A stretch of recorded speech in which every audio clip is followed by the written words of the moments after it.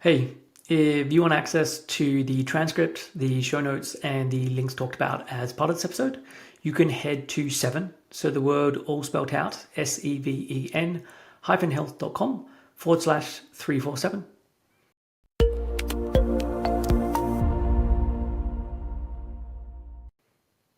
Hey everyone, welcome back to another episode of Real Health Radio. I'm your host, Chris Sandel. I'm a nutritionist and a coach and an eating disorder expert, and I help people to fully recover. So before we get on with today's show, I just want to say that I'm currently taking on new clients. If you are living with an eating disorder and you want to reach a place of full recovery, then I would love to help. And it doesn't matter how long this has been going on. I work with people where the eating disorder started a couple of years ago and other people where the eating disorder started multiple decades ago. And I don't believe that there's any length of time that can get in the way of someone reaching a place of full recovery. I know it can feel like that is the case, that it's been going on too long. It just feels too much of a struggle. It feels too embedded that I just can't get there. Well, from my perspective, that's an eating disorder thought. And I truly believe that everyone can reach a place of full recovery if they do the things to get them to that place. So if you would like to reach full recovery and you would like the support to help you along the way, then I would love to be able to offer that to you. You can send an email to info@7-health.com and just put coaching in the subject line, and then I can get the details over to you. So on with today's episode. So what I want to do today and what I want to talk about today is navigating through the messy middle part of recovery. Or I could talk about it as getting out of the quasi-recovery phase of recovery. And if I think about how eating disorders go, or more aptly, how recovery goes, you start recovery, and recovery begins with a decision of, I just can't keep going on like this. And sometimes that's a very confident decision, and other times it's less confident, but there's just this realization of this is not how I want to continue living. And you start recovery, and sometimes that brings relief.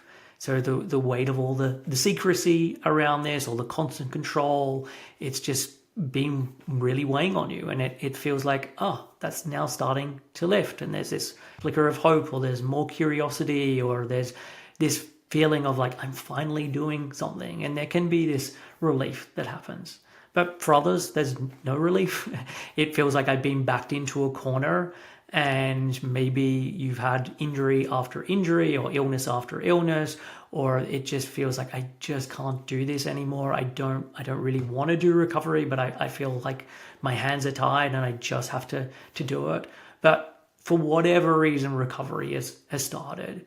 And as part of that, you start to make changes. So you start to eat more, you start to rest more, you let go of some of the structure that's been in there, and maybe you start to notice some progress with this. So certain symptoms start to change, things start to get a little better in certain areas. But what can happen as this goes on is it can get a little messy, and it can get a little blurry, and where you feel like you're in this sort of in-between place where I feel like I'm doing the work, but I'm not where I want to be. And I'm not in the safety of the eating disorder, but I am not feeling confident in this new place that I'm in. And I think about this very much as the messy middle, or it could be called a quasi-recovery. And it's where things aren't as bad as they were before, but they're in no ways where I want to be finishing up. And in a lot of ways, this should be a place that is in transition. This isn't where I stop. This is just a place on the way to getting to full recovery and getting to a better life. And how long it takes to get into this place, this messy middle, it really depends on the individual and what they've done as part of their recovery.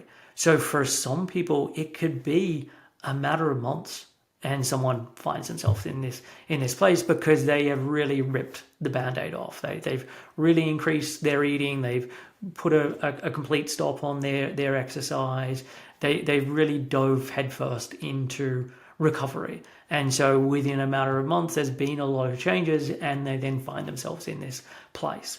For other people, it can be a year. It could be multiple years to get to this place because it's really been slow and chipping away. And I did a little bit and then I pulled back and then I did a little bit more. And so it takes a lot longer to get to that place. But if I'm thinking about if someone does recovery in earnest and they start making intentional changes and they're setting goals and they're following through on it, I think that someone is typically hitting this place in somewhere around sort of 3 to 6 months. But as I said, everyone's recovery varies. And so how might you recognize if you're in this place? I don't think there's any real definitive, these things will have to be happening or must be happening, but I can go through a couple of things that are often going on that you can then think about, okay, does this feel like it's going on for me? So you're no longer restricting, or at least you're no longer restricting as severely as you were doing before, but food still feels like a fight. It's really still difficult at many meals, most meals. It's difficult to bring in snacks that weren't there before. So we're doing more of the eating, but it still doesn't feel easy. So I guess you can eat with more freedom, sort of in theory, but in practice, there's still a lot of emotions that come up. There can be a lot of anxiety and in anticipation. There can be a lot of guilt afterwards. You've stopped or you've drastically reduced your exercise and your movement, but it still feels wrong to be resting. And maybe you've made peace with some of the elements of this, of like, I'm just glad I'm not doing that much walking like I was doing before. I can recognize that wasn't great for me, but I still feel like I'm being lazy. I still feel like I'm letting myself go. That there are all these thoughts around rest that I haven't really made peace with yet. You're gaining back some of your physical health. So maybe your sleep has got a little bit better, or maybe your digestion's got a little bit better, or maybe these things have improved. And at the same time, there are others that are still either outstanding or it feels like I've got worse. So maybe my sleep's got worse, or maybe my digestion's got worse. So there are some signs that are pointing towards my body is doing the physical repair work based on what I've been giving it in terms of food and rest. And there's still a long way to go with this, or there's still a way to go with this. And mentally, things still feel pretty chaotic. It doesn't feel like I've got a huge amount of respite from the eating disorder thoughts and the judgments, and my mind in a lot of ways is still not really caught up to my body. So I can notice that there's more of the physical healing, but my mind hasn't quite caught up there. You can feel logically like you understand recovery, so it makes sense for why I'm doing recovery or why one would want to do recovery, but emotionally it still feels really hard to be doing this. There's a lot of things that are coming up emotionally, psychologically, sensations wise, and there can be a lot of this questioning around it, like if I'm really doing the right things, and if I am doing the right things, why isn't it feeling better by now? And so that's sort of a bit of an indication of what some of the things can be like if you're in this stage. So reflect for yourself, and does that feel like where you're at with this? And so I want to go into a little more about what it can feel like, but also connected to this, why it then feels so hard. Because I think this stage is, at lots of stages through recovery, people can be in this sort of precarious place. And I think this is especially true with this stage of recovery, because one, this is where people can have a relapse, or two, this is where people can just put the brakes on and say, this is good enough. I can't move forward from here. I can see how much better things have already become. I just don't need to do any more work from here. And what I want to get across as part of this is this isn't the place to stop. I want to suggest that you keep moving forward with this, and I'm going to offer some suggestions for how to do that as we get further into it. But I want to first just explore why this can then feel so hard. And I think if I think of a word that comes to mind most when I think about why this part feels so hard, it would be confusion. And it's this just being stuck in this middle place where things can often feel paradoxical and it just doesn't quite make sense. So I'm eating more, but I'm thinking more about food too. I'm no longer in full restriction, but it feels like such a battle with my meals. I can rest, but there's so much guilt connected to this. Like, yes, there are parts where I feel better, but I also feel worse. And I thought this thing would be better by now. Like, I thought I would have more energy, but I actually feel like I had been hit by a bus. I thought my digestion would be better by now, but I actually feel like I've got more bloating now than I used to get. And I think a lot of what comes in here is a lot of the expectations. The expectations of, I thought things would be better by now. And better, whether that be physically or mentally or emotionally. I thought that things had changed more than this. And I hope when I do these podcasts, I hope when I put content out through Instagram, that I'm actually able to be honest about recovery. Because I think it can be very easy to put out this message of, oh gosh, everything's going to be so much better when you do recovery. Your life is just going to be so much better. Like, you will think, why didn't I do this earlier every day because of how much better things are going to be? And I'm a firm believer that recovery and full recovery does make your life better, and in an infinite number of ways. And the recovery process is a difficult one. And there are things that are really challenging to go through. And even when you are recovered, life is not just easy breezy all of the time. We are constantly knocking up against challenges. And so I always just want to be honest about what recovery is truly like, so that people aren't in this place of like, hey, I expected this to be better. There are things that get better, and there are also things that can be challenging as part of this. But what I also want to get across, especially at this stage of recovery, is that even though that there are moments and times where things are feeling unbearable, that isn't how it always is. And there can be this situation where in the beginning of the day started well, and then by the afternoon, something went awry. Or I started the day in a not a good spot, and then by the evening, things felt different. You're at this stage where there is a lot of shift. And in the early stages of recovery, because you're in this really depleted state, it can just be all terrible because it's really hard to be more in this safe and social state and not just constantly in fight or flight. And so what happens as you're getting more into this messy middle stage is you do have the capacity to have more bright spots and better moments. And I want to suggest, and we'll come back to this when we look at the practical sides of really being able to notice that when things are hard, remembering, okay, it wasn't hard like this earlier today, or it wasn't hard like this yesterday, and being able to notice that there are times where things feel easier and there are times where things feel more difficult, and that both of those are transitory. Because I think it can be very easy to think that everything is permanent. And being able to recognize, okay, this is a really challenging morning and it wasn't like this yesterday. Or, gosh, this morning feels much easier. Let me really enjoy this and make the most of this, because I know there are going to be some challenges that comes up. And that being able to be honest with yourself about that can hopefully mean that you do actually enjoy those moments where things feel easier. So let me just go through why, as I said, why things can be, what things can feel like during this stage, and why it can be harder. And I'll go through it sort of section by section in terms of we can look at physically and then mentally, etc.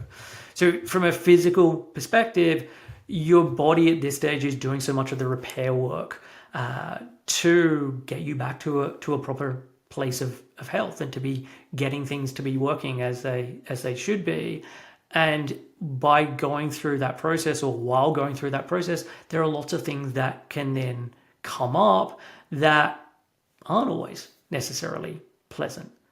And so you can have this situation where I'm getting more hunger signals, which can be scary, but hunger can also feel unpredictable. So I can be ravenous one moment or one day, and then the next day I feel like I don't really have any hunger. You can have these feelings of being just so full, and it feels like it was an hour ago and 2 hours ago that I ate, and this feeling of fullness just seems like it's getting worse. It's not getting better. And I can have this extreme bloating that's going on, even though I've just eaten a normal portion of something. There can be swings in energy. So I felt like I just had so much energy yesterday and things felt really good. And today I just feel absolutely drained. Digestive stuff, there can be lots of changes. There can be one day it feels like I'm really constipated and everything's backed up. The next day it feels like everything's just moving through me so quickly. There can be headaches and muscle aches and temperature shifts. The body, in terms of weight gain, can feel like it's unpredictable. It can feel like, oh, I thought everything was getting a little bit steadier now, and then it feels like I've had a bit of a jump. And so it can feel just very inconsistent.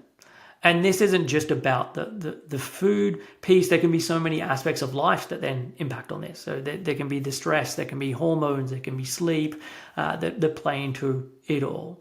A lot of the people that I work with are in their mid-40s, late 40s, early 50s. And so you're going through recovery while also going through the phase where your body's going through menopause. And so we've got this all thrown in on top. And what often makes this so hard is because all of these sensations now feel really loud. When you're going through recovery, and for example, if you've got bloating, like that feeling around the bloating is so much more intense because you're just so much more acutely aware of those sensations. And so all of these different sensations, all of these different changes, you're just so much more aware of them. And what happens is that the eating disorder then just interprets these changes as signals of danger. And so for a level of bloating that for me personally would just feel like, it's some bloating. I feel a little bit uncomfortable after a meal, but it is what it is. For someone else, just feels so much different to that. And there's all this story that then gets attached to that. And the eating disorder is saying, okay, you must be doing something wrong, or you can't handle this. What's going to happen if it's still like this in a couple of hours' time? I've gone too far with this. And so there's all this noise that is going on there. But again, there are days where this isn't the case. There are days where actually things do feel more comfortable. And so being able to notice like what it's like day to day, even hour to hour, and how things will fluctuate across that time. Because by this stage in recovery, it's not that everything is terrible all of the time. There are more of the bright spots. And so then from a mental perspective, you're starting to notice how constant a lot of the eating disorder thoughts are at this point. Because I think what often happens and what people are told will happen is you start eating more, you start resting more, all of the eating disorder thoughts are just gonna go away. And that's just not true. And often when you're getting to this stage of recovery, things can be a lot louder. You have much more of an awareness around what's going on. You're doing things that are going against the eating disorder, and that's when you start knocking up against the eating disorder, wanting to reassert control and to fight back against this. And so there can be a lot of thoughts that then come up at this time, and you become very aware of this. You become aware of the counting that you're doing, or the comparisons that you're doing, or the judgments that you're doing. And you then start to feel guilty or shame or judgments about having judgments. Like there's this then layer around, again, I should be further along than this. Why am I still having these thoughts? Why am I still so concerned about this thing or that thing? And so it can feel very relentless in that way, and can often feel like it's regressing. It can be like, well, I didn't used to have so much of this going on. I feel like I'm making a lot of mistakes at work, or I feel like I'm really struggling to be able to pay attention because there's just all of this noise going on. And so again, the eating disorder can try and convince you that things have got worse, this isn't working, we're doing something wrong. But again, what I would encourage is being able to zoom out and to be able to see that there are moments where actually the brain does quieten down. Or I was actually able to be much more present in that conversation with my partner, or when I was playing with my niece or nephew, or whatever it may be. Or I've been able to read again. I couldn't read before. I'd read the same paragraph over and over again, and I just couldn't concentrate. But I'm actually able to do that now. Or I'd put on an audiobook and I just couldn't follow along, but now I'm able to. And so being able to recognize those positive changes that are happening at this point. Emotionally, this can be a really difficult stage, because when you start to loosen the restriction, or really remove so many of the eating disorder behaviors, emotions start to return. You might start to cry for no reason, or apparently no reason. You can feel angry about your body, feel angry about the time that's been wasted, feel angry about why aren't I further along. There can be a huge amount of grief. I talk about recovery being a grief-filled process because there is so much grief connected to this, about the time that's lost, the fact that this is still going on. Did I do damage to my body and it's never going to properly repair? There's so much grief that then comes up. There's guilt and shame and a whole host of different emotions. And the thing is that in the past, when these things used to show up, this was when you would use the eating disorder. It becomes your coping mechanism. And now you're trying to not use that coping mechanism. And yet there's now all of these emotions that are there. And they're there in a way that is so much more intense than was there before. And so this becomes really hard because there is just this intensity to it, and there is an inability to know how to really deal with this, and you're learning how to be able to feel those feelings without numbing out or trying to control it. And so again, being aware that yes, they can feel like a lot, and actually this is the work of recovery. So often when people have lived with an eating disorder for a really long time, it becomes their only way of being able to cope. And the point of recovery is learning how to be able to cope in other ways, which is wonderful for recovery. So it helps you be able to have those tools to make it through recovery. But this is then what you use for the rest of your life. These tools that you're learning of how to be with difficult emotions, or to have this event happen and then be able to console yourself or be with yourself or support yourself without using eating. So like, this is the stuff that you then use for the rest of your life. And once again, recognizing that, yes, it can feel like this huge emotional roller coaster. And there are also moments where things do feel calmer, where you are able to experience joy or wonder or awe or curiosity or creativity, or these other more pleasant emotions. Because I think what happens, or not, I know what happens when you're numbing these things through the eating disorder is it's not just the quote unquote negative emotions that get numbed, it's everything that gets numbed.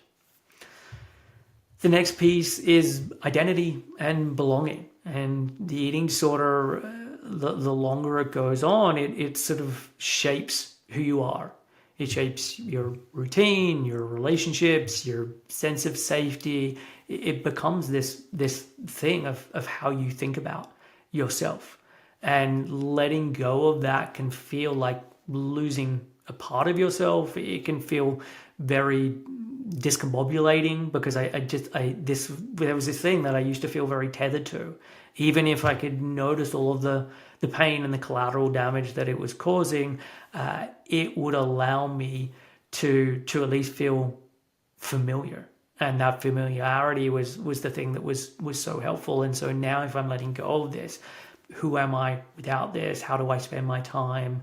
It feels like there's this real big time void now that I'm not exercising in the way that I was doing before. So how do I spend that time? And so it can be really difficult to navigate that part, especially because this is often the point where people may be commenting on you or about you of like, oh, it's so lovely to see you doing so well. You are just looking so much healthier than you were before. And the eating disorder often really manipulates those comments and twists them around and makes it, well, this is that you're telling me that I'm fully recovered now, or you're telling me I just look fat, or you're telling me whatever it may be. And the eating disorder will twist this against someone or twist this against you. But what's also difficult is that people are telling you how much better you are or better you're doing. And for you internally, you're thinking like, I don't feel like this is the case. Yes, I can notice certain things have changed, but fundamentally it feels like I'm still very much in the thick of it and I'm still struggling. And for so many people there can be this feeling of I'm not sick enough and that I'm only worthy of getting this kind of support if I match up to some kind of stereotype, and now I'm not matching up to any stereotype. I may have never matched up to a stereotype, but now I definitely don't match up to a stereotype. And if someone looked at me, they wouldn't know that I had an eating disorder. And so how can I continue to do the things that I need to do as part of recovery? And so this can be just so hard because you're somewhat between identities. You're no longer being ruled by the eating disorder in the way that you were, and yet you haven't fully anchored into recovery. But more importantly, like, what is this new version of you? And you're kind of grappling and grasping in the air and trying to find that, but it doesn't feel like it's really settled yet. That it's like authentically in my bones, this is who I am and this is how I like to spend my time and these are the things that are important to me. Like, this is still the process that you're going through. But again, even while this is happening, you are having experiences that are starting to cement some of those things. And some of that is about new experiences, but some of that's about rediscovering the stuff that you used to do before your eating disorder. And hey, I'm actually spending more time being creative. I've got back into drawing, or I've got back into writing poetry, or I've got back into doing puzzles. And this is something I used to just love doing during my as a child or during my teenage years. And so by creating this space, because I'm now not doing the things I was doing in my eating disorder, I am starting to find who I am and how I like to spend my time. It's just that, yeah, it still feels messy. And so, as I said earlier on, like a big struggle with this is just that it feels so paradoxical, in that I can feel really proud about lots of things I've done in my recovery, and I feel terrified at the same time. I can want the freedom that I know is possible as part of recovery, but I also miss the rules that are going on. I want to eat more. I want to have more freedom with my eating. I want to be able to go out for that brunch or to get that text from a friend and say, hey, do you want to grab some dinner? And I want to be able to say, yes, like I want to do that. But I miss this feeling of just not constantly feeling like I'm doing something wrong. And so there's this paradox there. And out of this, like the eating disorder is constantly just trying to tell you like this isn't working, and that the way you're feeling now is proving that it's not working. And again, being able to recognize that two things can be true at the same time, that there can be things that are working well in recovery and things that are still a challenge. There can be these different contradictory moments where it feels like I'm getting relief, but there's a huge amount of fear. It feels like I'm really expanding into who I want to be, and there's also this contraction that's going on.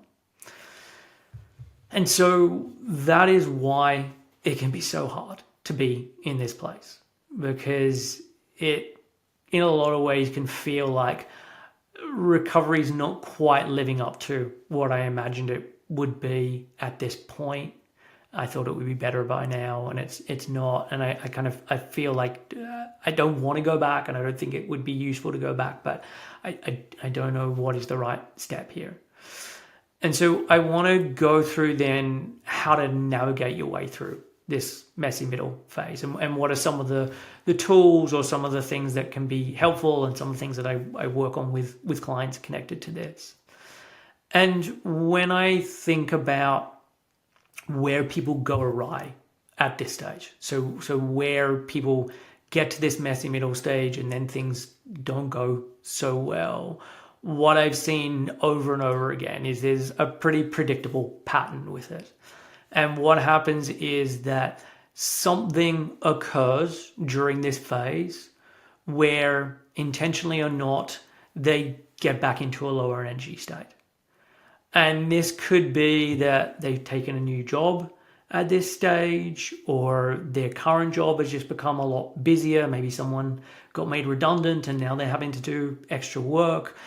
Maybe they're studying and they're coming up to exams, or it's the start of a new year connected to studying, or they've had to move house. There's an injury, or there's an illness that happens, or maybe there's some health concerns with a family member. Maybe there's some struggles with an ex-partner, and that's become more difficult during this period.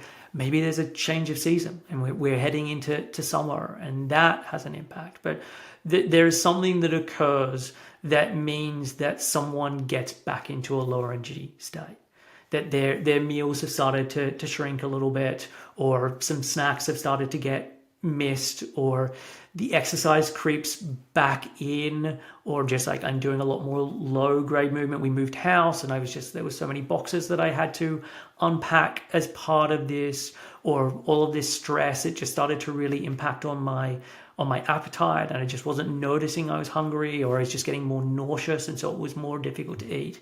And so there is something that happens that means that there's less energy coming in. And when this happens, predictably, the eating disorder thoughts get louder again. And when that happens, often people then get hooked by those thoughts. And the tolerance for discomfort then drops down.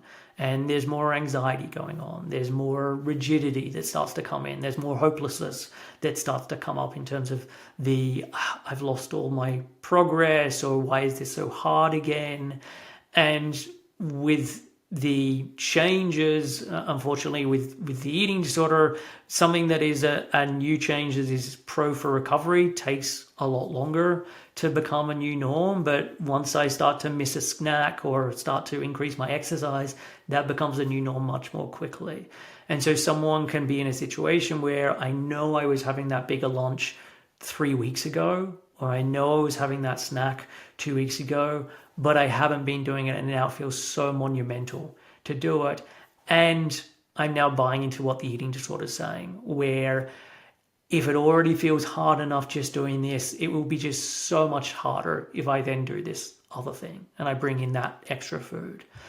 And it's typically that at this point, things then start to spiral. There's more exercise that comes back in, there's more restriction that goes on, there's more anxiety that comes up, and this is where people start to kind of backslide as part of it.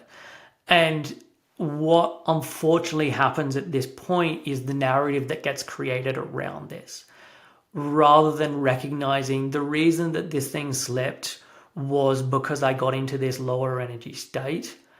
It is, I just couldn't handle it. I couldn't handle the bloating. I couldn't handle the weight gain. I couldn't handle people talking about dieting at work. And that's why I had to go back to the eating disorder. Or that's why I had to start to make those changes. And it's just it's not true. This isn't the reason it happened. It was that you got into a lower energy state, and that changes your state. That changes the thoughts and feelings and beliefs and perceptions and everything that then arises in you. And that when that happens, your perspective then changes around this, and you have the eating sort of thoughts get louder, and the flexibility disappears, and it just goes into this pattern, and it's a very predictable pattern.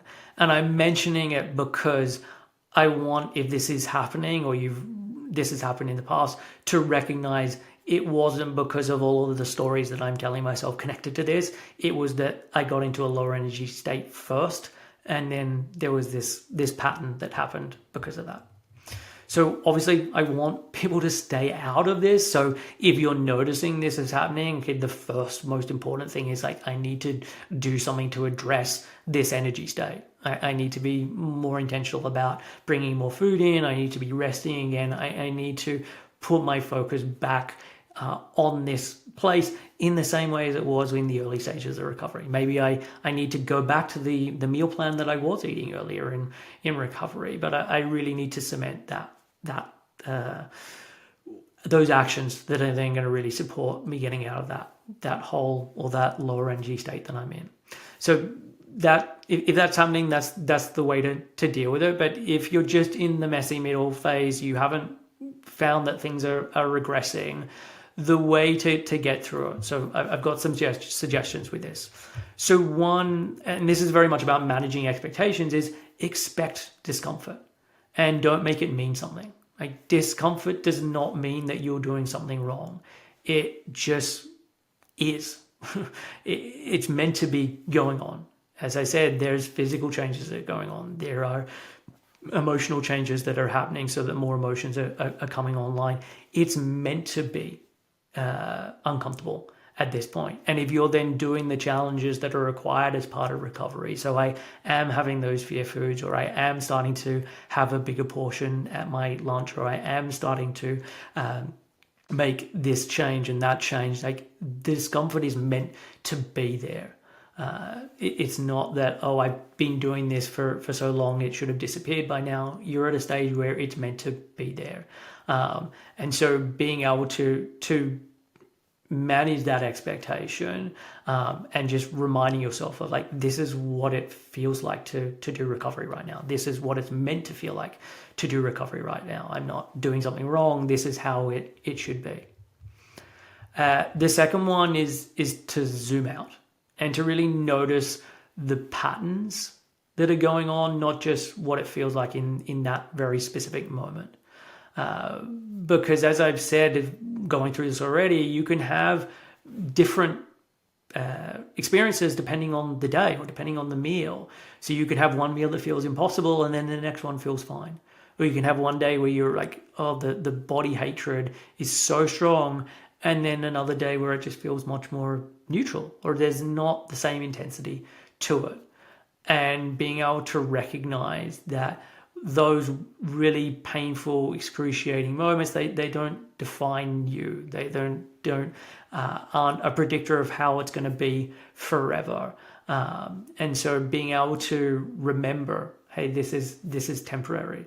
And what I'll often suggest connected to this is writing down all the positives that have happened in recovery, and having this be a living, breathing document that you're constantly adding to, so that you're regularly saying, and then this thing's improved and this thing's changed, and I was able to have this meal that I haven't been able to have before, and I was able to be present and spend this day with my niece, or whatever it is, so that when you are having those moments, you can pull out that document and read through and remind yourself of, like, oh yes, all of these things have actually occurred and they have improved for the better, so that you have something tangible to then call on. Like, it is useful just to do the regular zooming out, but I also think it can be useful to be able to pull something out, whether that's a Word document that you have, or whether that's in a journal that you can open up, to remind yourself that, hey, there are patterns connected to this, and how I feel in the moment right now doesn't tell me about the bigger picture.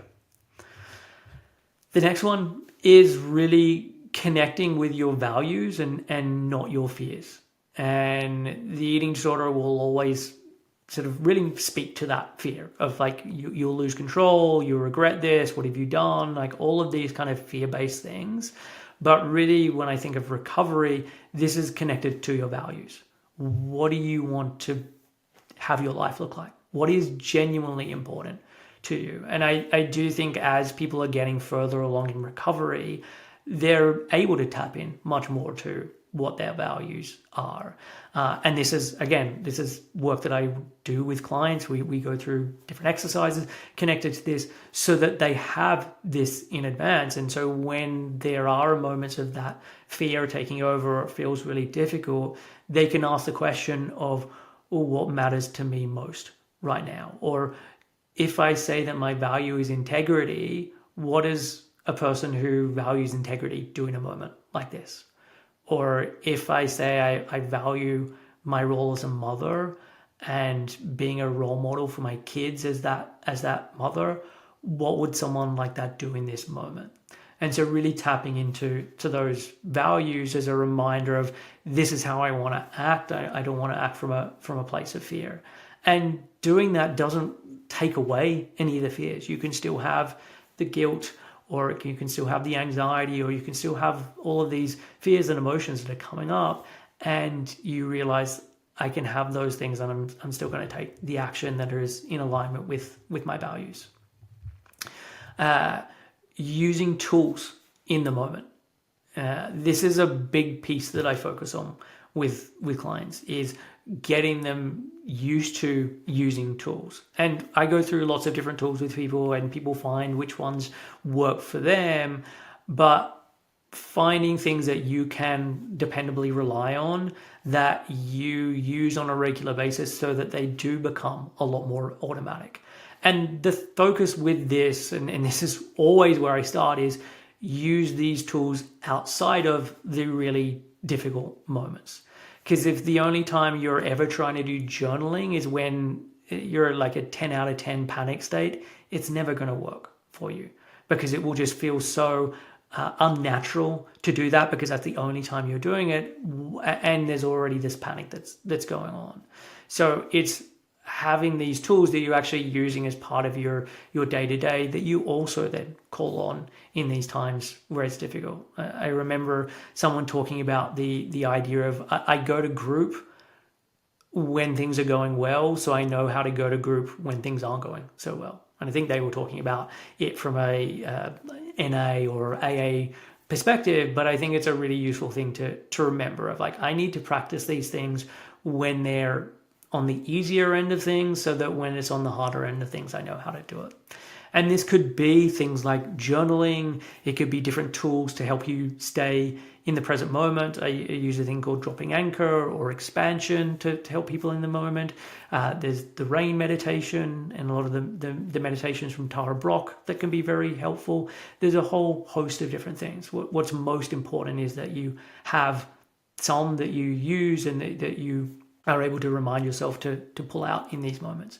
It could also be texting a friend or texting your recovery coach or support.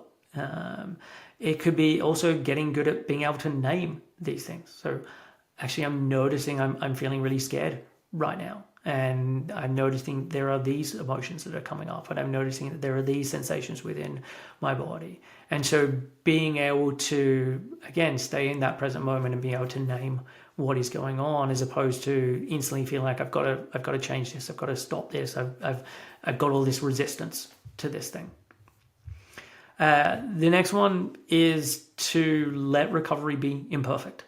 And this kind of somewhat connects to the first one of managing expectations and expecting discomfort.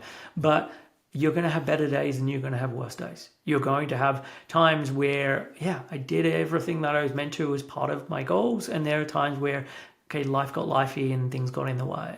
And what's much more important is, what do I do next? What do I do now? Like, this thing happened.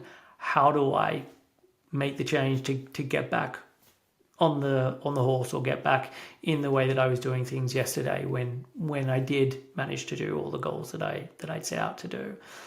Because I think there can be this very black and white thinking. And I notice this a lot with making changes where, I had this plan of what I was going to do for the day in terms of my eating.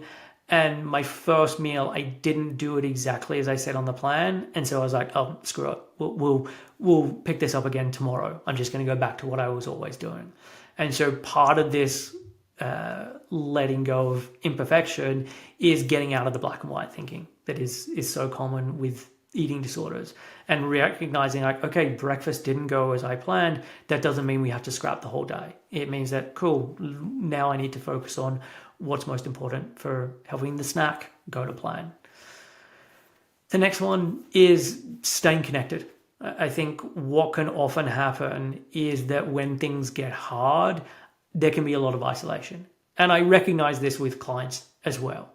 And I had a conversation with someone today of just saying, hey, I've noticed the last couple of weeks we haven't been in as good contact. And this has happened alongside some of the stuff slipping and you starting to have more thoughts coming up and it feeling more challenging. And that those two things aren't just a coincidence. Like when you are reaching out more, you're keeping recovery more front of mind. You're picking up when things aren't working so well, and we're able to figure out, okay, how do we remedy this as quickly as possible? And so recognizing how much it's important to be connected and how much that connection protects recovery. And that can look like lots of different things.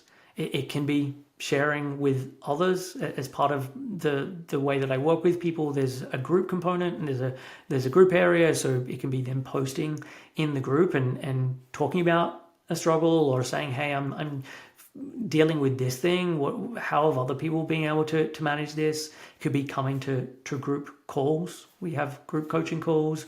We do meal support calls where we can eat together. It can be sending someone a message. It can also be noticing, hey, actually, when I spend more time playing with my cat or playing with my dog or just being with the horses or whatever it is, like I'm saying it doesn't have to be humans. Humans are good, but it also can be animals. And again, noticing with clients that they have recognized that when I'm doing better, I am spending more time sitting on the floor hanging out with the dog. I'm not just quite so busy. Or when we do go out for that morning walk and that time outside, I'm much more able to let the dog just sniff and I'm going at its pace as opposed to really getting it to go at my pace. And so really using that connection piece, because one, it's great for your nervous system and co-regulation, but two, it keeps you out of that place of isolation. And then the final one is just keeping sight of what's coming. And what I mean by this is realizing that there are good things that are continuing to come with this and that will continue to come with this if you keep moving forward. I know that recovery is hard and living with an eating disorder is also hard, but those are two different hards. One of those hards is moving you towards something better, and one of those hards is keeping you stuck in something that is going to be permanently hard. And so being able to remember what is on the horizon, but also why you're doing this. And one of the exercises I do with clients is creating their vision of where they want to get to and what that's going to look like, and being able to then come back to something like that. And recognizing I started this for a reason, because I think when you're in a difficult patch, the eating disorder, you can look back on it with very rose-tinted glasses. You can remember these very specific moments and then generalize them of, it felt so much better in that moment. And that was how it was for all of the day. And it's like, that's actually not how it was at all of the day. Like someone might remember just the sense of relief and the relaxation that they got in the evening time when they finally got to eat, but they forget the torture of the 8 to 10 hours leading up to that place while they had to do all of the things to get there. and being able to remember like the whole 3D version of what was going on, as opposed to just this very selective memory of what was happening. Because continuing to do recovery is going to lead somewhere better. And as I said earlier on, it's not that everything's going to be easy breezy all the time. There are going to be lots of challenges, and the goal and the reason for recovery is you then develop the capacity to then deal with those. Recovery doesn't remove all the obstacles of your life. It just gives you the capacity to actually deal with those obstacles. And so being able to keep that in mind. And so that is really what I wanted to cover as part of this, because I do see a lot of people at this stage of recovery. Either they get to this stage through us working together, or this is the point at which they reach out and they say, hey, I've been trying to do this on my own. I've now reached this place and I'm just so unsure. I don't know what to do. There's so much confusion around this. This is why I need your help. And I just really want to remind you listening that this isn't because you're broken or you're stuck or you've done something wrong. Like, this isn't a very natural part of recovery, and it's a sign that your brain is starting to rewire, and that your body is starting to repair, and that things are rebuilding, and that emotions are coming back online, and all of these things are good signs, even though they can often get interpreted as threats or danger, or I must be doing something wrong. So that is it for this week's episode. If you are in recovery, whether it's at the very beginning stage or you're in the messy middle stage and you want to reach a place of full recovery, please get in contact. You can send an email to info@7-health.com and just put coaching in the subject line, and then I can get the details over to you. So that is it for this week's episode. I'll be back with another episode next week. Until then, take care, and I will see you soon.